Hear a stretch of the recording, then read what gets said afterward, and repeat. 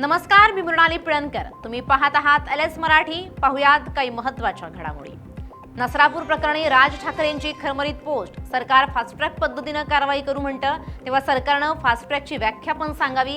राज ठाकरेंनी पोस्ट करत केला संताप व्यक्त. राज्यात कायदा सुव्यवस्थेचा बोजवारा. जयंत पाटलांचं वक्तव्य. महाराष्ट्रात लहान मुलींवर अत्याचाराच्या घटना वाढल्या, सरकारचं यावर लक्ष नाही. जयंत पाटलांचा हल्लाबोल. भाजप 365 दिवस निवडणुकीची प्रॅक्टिस करतं. शिवसेना नेते संजय राऊतांचं वक्तव्य. लोकांच्या कामावर भाजपचं लक्ष नाही, सत्ता आणि पैशाचा वापर करून भाजप जिंकलंय, राऊतांचा आरोप. पश्चिम बंगालची जनता ममता दिदींच्या दादागिरीला कंटाळली. महापौर रितू तावडेंचं वक्तव्य.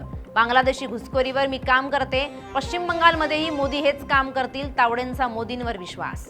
काँग्रेसचा विषय संपलेला आहे. अशोक चव्हाण यांची बोचरी टीका. काँग्रेसनं आत्मपरीक्षण करावं, अशोक चव्हाण यांचा सल्ला.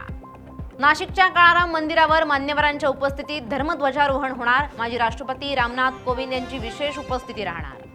अंगारकी चतुर्थीनिमित्त गणपतीपुळे मंदिरात भाविकांची गर्दी. दर्शनासाठी मंदिर प्रशासनाकडून चोख व्यवस्था. पुण्याच्या दौंडमध्ये चोरट्यांचा हैदोस. चोरट्यांनी 2 घरफोडी केली असून 10,71,000चा मुद्देमाल केला लंपास. सिंदखेड राजा धक्कादायक प्रकार उघडकीस. घटस्फोटीत पत्नीवर पहिल्या पतीचा चाकू हल्ला. पत्नीनं दुसरं लग्न केल्याच्या रागातून हल्ला. पहिल्या पतीविरुद्ध तक्रार दाखल. हिंगोलीच्या सेनगावमध्ये भावी नवरदेवाची आत्महत्या. 2 दिवसानंतर होणार होतं लग्न. आत्महत्येचं कारण अद्याप स्पष्ट. पुढील तपास सुरू.